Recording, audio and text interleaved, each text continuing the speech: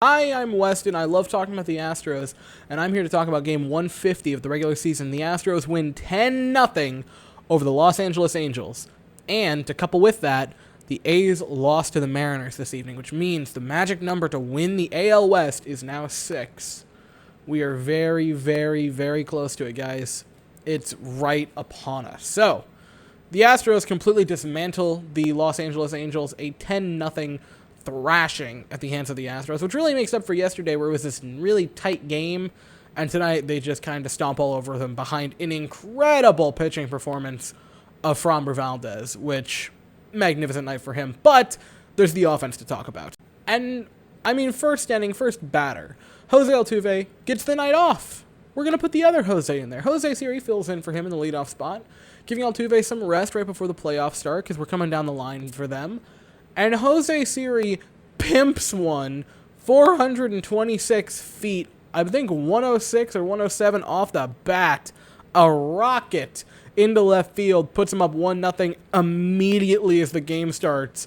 And my goodness gracious, I mean, mammoth home run by Jose Siri. For a team that has one of the worst ranked farm systems, everyone the Astros call up just gets to the major league level and just rakes. It's kind of incredible. Jose Siri, I already said it, he pimped that thing. And it's his 4th home run of his career, and he's had like 20-ish plate appearances, like not a lot, and he is just rocketing balls. It's incredible. The Astros, as well as that, would also get another run in the first inning. Carlos Correa with a single to score Yuli Gurriel, and the Astros go up 2-0 after the first inning, and you go, all right, we're in business. This is going to be a great high-scoring game for the Astros, where we just kind of cruise to a victory. Cool. That'll be fun. And then for a very long time, it was a very close game that made you kind of nervous, and then the 8th inning happened, and well, we're going to get there. But before we get to the fun thing that was the 8th and 9th innings for the Astros, the 7th inning happens, and it gets a little bit dicey. So we roll with Framber Valdez in the 7th, right? We're going to give him another inning. Cool. He gets a little bit dicey. Coming fresh off of an injury, it's not the most convincing inning, but he gets out of it cleanly. The Angels, however, do start a rally pretty early on because immediately in the inning, Kurt Suzuki singles to give him their first base runner, and then they would end up loading the bases, which at that point you get a little nervous, but we get out of it cleanly, so that's a positive. Kurt Suzuki, remember when he was on the Nationals? God, remember the Nationals in 2019? God, I remember 2019. Remember when the Astros had like the best offense since the Murderous Row Yankees and one of the best rotations of all time, including debatably the best 1-2 combo to ever pitch together in the top of a rotation, both who finished first and second in Cy Young voting, and the unanimous Rookie of the Year, and debatably an MVP season from Alex Bregman. And then they went to the World Series, and the Nationals said, we see you all of that and raise you the power of friendship, and then won because Howie Kendrick hit a home run off the foul pole. Sorry, that lives completely rent-free in my mind. Anyway, back to the actual game. A incredible play by Carlos Correa.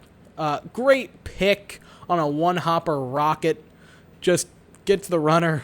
It's a miracle we get out of it cleanly. Framber was really good tonight, but the 7th was a little bit shaky. But other than that, magnificent night for him and Correa with a beautiful play.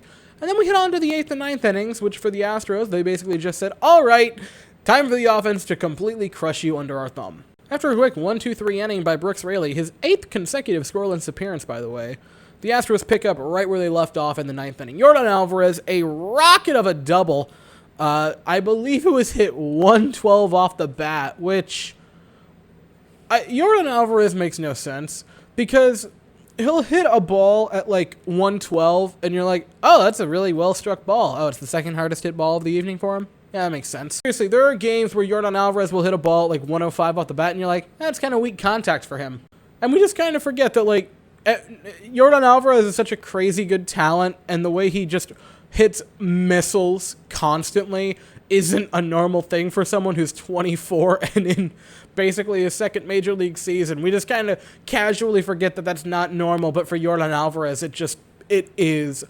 He rockets it. He had a couple of really well-hit balls tonight. I think he had 3 hard-hit balls, if I'm not mistaken. I want to see if I'm right. Okay, 2, but still, just 2 scorchers. One at 112 and one at 115, both with crazy expected batting averages. I believe it was Yeah, the two hardest hit balls of the night for him, and one of them was a 790 expected batting average, and the other was a 740. Yordan Alvarez crushes baseballs constantly. It's incredible to watch. After that, Yuli walks, Tucker lines out, shame. Correa singles to load the bases up, and then up steps old Marwin Gonzales. Remember when Marwin Gonzales came here, we all were kind of under the impression that, like, it's just sort of a gimme deal because we like his company, and now has hit another home run for the Astros, but this one, not just any home run, but a grand slam to bust it open at 10-0.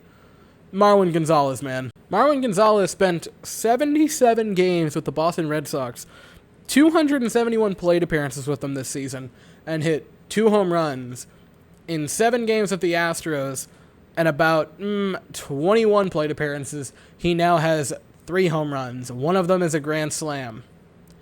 Sometimes you just need a change of scenery, or in this case, to see the same old things that you used to see daily.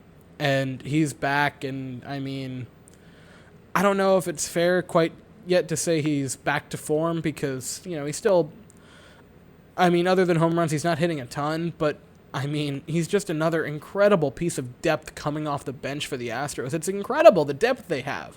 Like, you have a guy like Marwin Gonzales and Aledmys Diaz, both who are really good players, just as your depth. And they're so good at coming off the bench because they're both infielders. They can both play the outfield. They can play everywhere. And then you also can kind of platoon at center field the mixture of McCormick, Myers, and Jose Siri. It's ridiculous. It's ridiculous how much talent this team has. It's mind-blowing. Seth Martinez makes his Major League debut for the Astros tonight. He was very good and solid in AAA this season, I believe a 2.86 ERA, and has a pretty nice inning in his debut. Should have had a strikeout on the first batter, just a couple of weird calls, but you get over it. It was still a runless inning, a scoreless appearance for him, so that's pretty darn nice. I don't think he's going to complain about it. The Astros just completely dominate and shrink the magic number now down to 6 to win the division. So it's, I feel bad. I don't want to jinx it. Likely this week, probably. Between now and next Sunday, I would assume we clinch the division, which is pretty exciting. And the White Sox also lost, so we really probably are going to have home field advantage through that series against them if it is the ALDS matchup of the Astros versus White Sox, which we swept them in the 4 games in Minute Maid this season, and we lost, I believe, 2 of the 3 in Chicago. So a 5-2 split against them is fantastic. And if we have home field advantage, I don't want to say something incredibly cocky like, oh, it's a guaranteed series, but you like your chances against it. You have to like your chances. The 8th and 9th innings kind of inflated the Astros' offensive numbers, but you're still okay with it. The only complaint I could possibly have about tonight, because realistically it was one of the more complete wins of the season for the Astros, where the pitching was great, the offense scored 10 runs, which is fantastic, and the defense was really good, including that beautiful pick by Carlos Correa in the 7th, like I already mentioned. The only complaint I could possibly have is the offense showed up kind of late, but the pitching had completely locked it down to that point, so it's okay. But that's the only complaint I could possibly have, and I even feel bad mentioning that because there's really nothing to complain about tonight. The last 2 innings really boosted the offensive numbers and did a lot of the heavy work. 5 for 11 with runners in scoring position, 8 men left on, but you scored 10 runs, so you're pretty okay with it. You can look up and down the batting order. Jose Siri with the pimped home run in the first inning. Yordan Alvarez had a pair of hits that were both over 112. 112 was the light hit ball. That was the weak contact of his hits. Yordan Alvarez, man, is a freak of nature. Yuli Gurriel went 3 for 4 with a run scored and a walk. He is fantastic. He is having a great season. He should have been an all-star. That was probably the biggest snub if I had to pick one. That was horrible. Tucker had another hit. Quiet night, I suppose you could say, since he was 1 for 5. That's a bad night. That's not there. Kyle Tucker, man, has popped off. Correa went 4 for 5 with 2 runs scored in RBI. Magnificent. Marwin Gonzales, 2 for 5. 5 RBIs, the grand slam, which was just a fantastic night.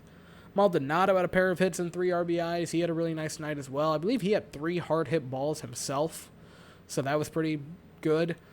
Pitching-wise, like I already said, Fromber was fantastic. 7 scoreless innings. Brooks Raley had a clean or run-free inning, which was his 8th scoreless appearance, if I'm not mistaken. Which, nice to see. Hopefully, I talked extensively about that recently. Hopefully, his expected numbers can really start matching up with his practical numbers, so you feel good after tonight. He had that scare on the first ball, but it still settled pretty well before the wall, so it wasn't like a wall scraper or a, robbery. It was just a fly out. And Seth Martinez looked fine. He gave up a walk that was kind of BS. It should have probably been a strikeout, what have you. Got the next few guys out, and then got the next guy out, and then the double play to end the game. You take it. It's a good win. It's a good team win. I have nothing bad to say about it. Magic number 6. We are likely going to win the division, hopefully this week. That would be awesome. That'd be really exciting. It's always a little tricky to stay up late for the games like this, because by the time I'm done recording, editing, and actually get into bed and fall asleep, it's around like 2:30 or 3 a.m., but when they treat you to a game like this, you really don't complain all that much, because this was a gem. Anyway, that is all I have to say for the evening. Tomorrow, we play again at 9:38 Eastern, 8:38 Central. They send Pakinatan to the mound. Hopefully I'm not butchering that. He rolls in with a 4.32 ERA. His numbers are pretty rough. It's only been a few games for him, but yeah, probably a bullpen day for them. He has 3 starts, 5 total games this season, but only 16 innings, so probably not a long-term starter. You'd like to beat up on him, and we send Jose Urquidy to the mound. He rolls in with a 3.38 ERA. Hopefully we can get the win tomorrow and guarantee, if nothing else, a split of the series. And yeah, that'll be tomorrow afternoon, or tomorrow evening, late evening. Probably, realistically, the next morning, because it'll be done around like 1 a.m. for me. Anyway, enough of my rambling. That is all I have to say for the evening. Thank you all so very much for watching. I hope you all have an absolutely fantastic day. And as always, go Astros.